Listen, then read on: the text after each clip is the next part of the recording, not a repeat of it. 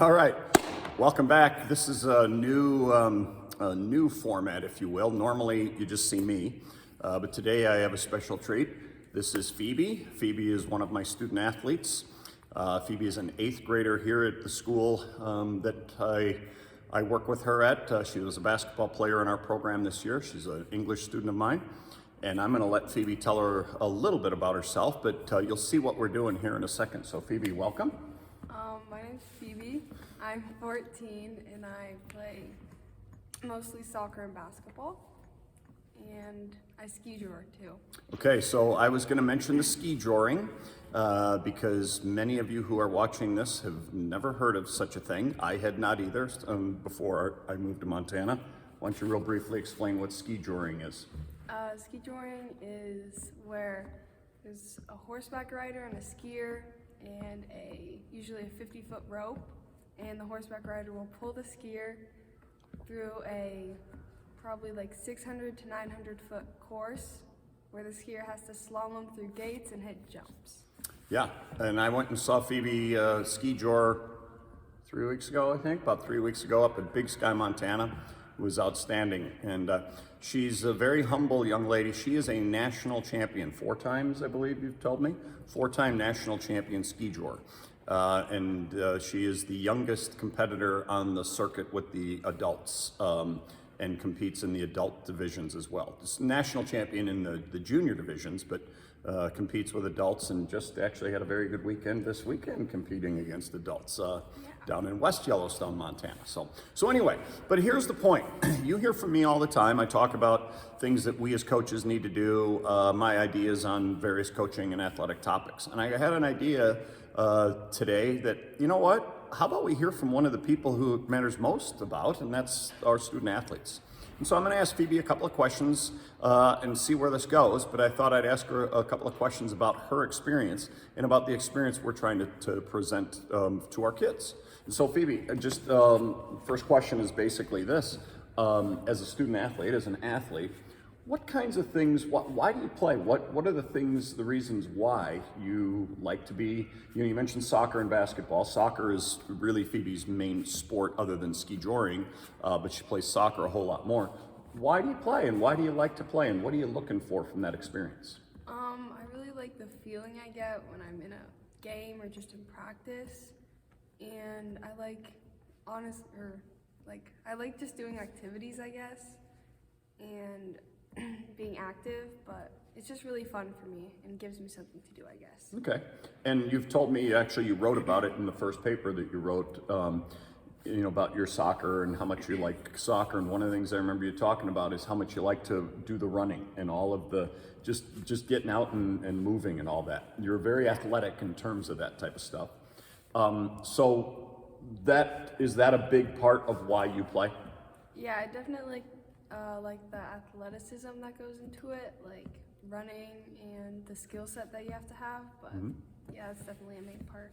Okay, so what can we as coaches do in your mind, or maybe what have coaches done on your teams to help provide the kind of experience that you like? What are some things that I have coaches who watch this.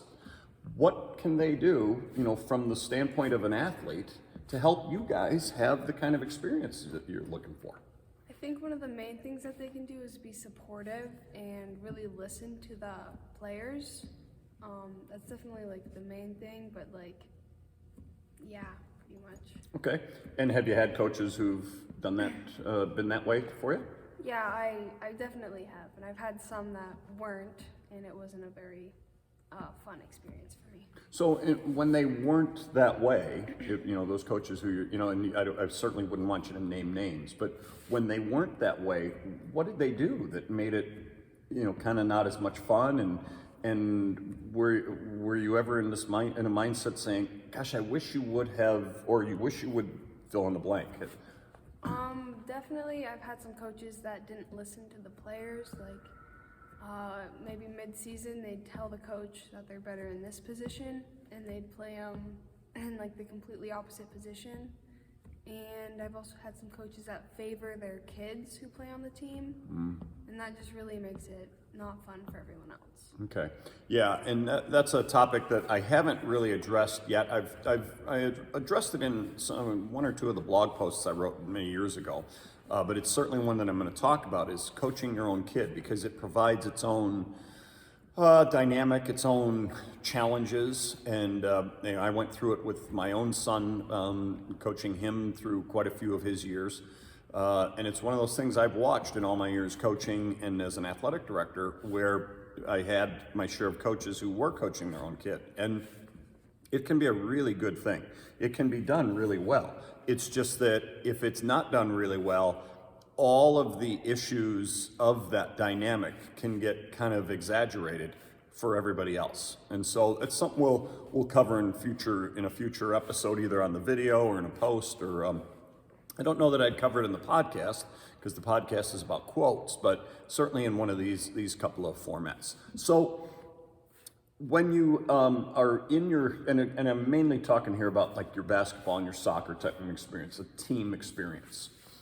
What are some things that you have found that those coaches who you really connected with really did a good job of providing the team experience you were after?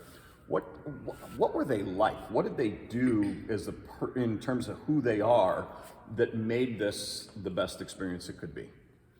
They like listen to their players, and if a player said that they aren't wanting to play in like a certain position, or they don't feel comfortable, they'll like change the player's position or put them where they think they want to be. Mm-hmm.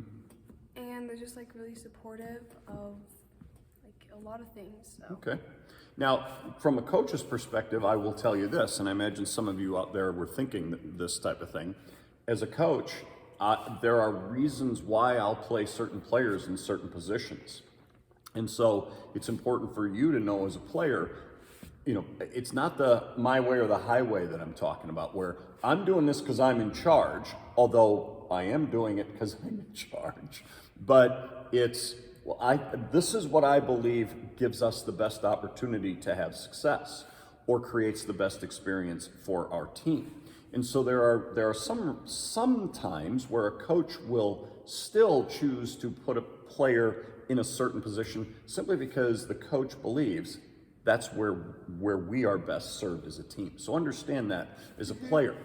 But if there are those questions that you're having, it's important for us as coaches to then talk to you about it, listen to you, and then say, here's why I prefer you playing here, or here's why I like you here and this player here because of whatever it might be.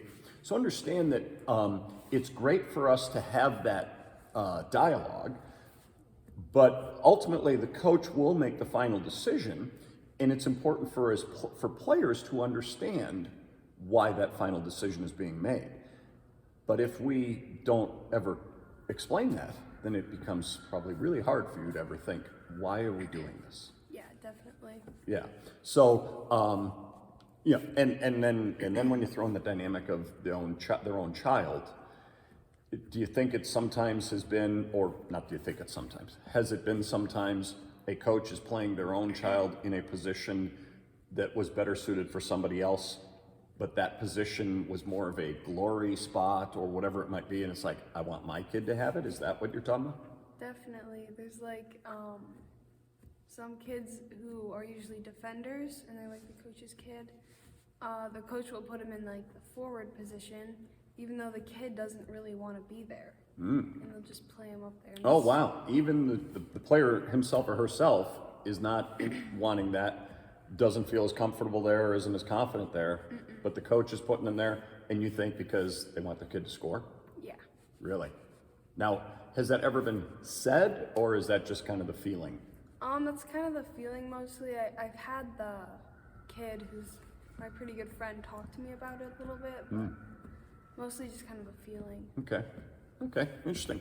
Well, some ideas. I just thought it would be nice to hear from one of our student athletes, and some of those things that, we as coaches, we have all the answers in our mind, right? And sometimes we forget it's about them. It's not necessarily about us. And so I thought let's hear from one, today, and hear that concept. And one of my main reasons for doing this today was to have you as coaches consider, why don't you ask your Phoebes, hey, what do you guys think? What do you like? What do you not like? Throughout all my years coaching, I didn't learn this until later. I always had a good relationship with my players, but a little later into my career, I started doing much more trying to feel out, well, where are we? What do you guys like? Where could, not that I'm going to just change everything because, well, my players would like this, but these are the people we serve. Really, it's not about us, it's about them.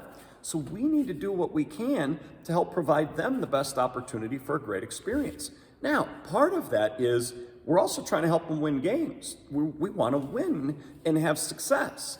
And so we have an idea as to, here's where I think are some of the best ways for us to do that. But they often have some good ideas too.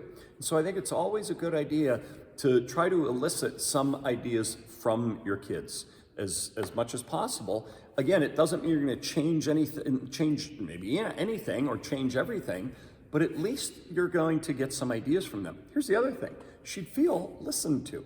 And when players, just like you in anything, when you feel listened to by the people above you, your bosses or the leaders in whatever organization you're in, you feel better about the organization, okay? And so talk to your players, but more importantly, listen to them and see what they have to say and try to find out all that you can from them to create the best experience possible for them. So Phoebe, thanks so much for doing this. I appreciate you coming on short notice. And check out skijoring sometime. And you might even see Phoebe in the skijoring world. If you go online, you might find her. Oh, there she is. She's world famous now. So thanks so much. Thank you. All right. And we'll talk to you again next time here on the Slam Dunk Success YouTube channel. Talk to you then.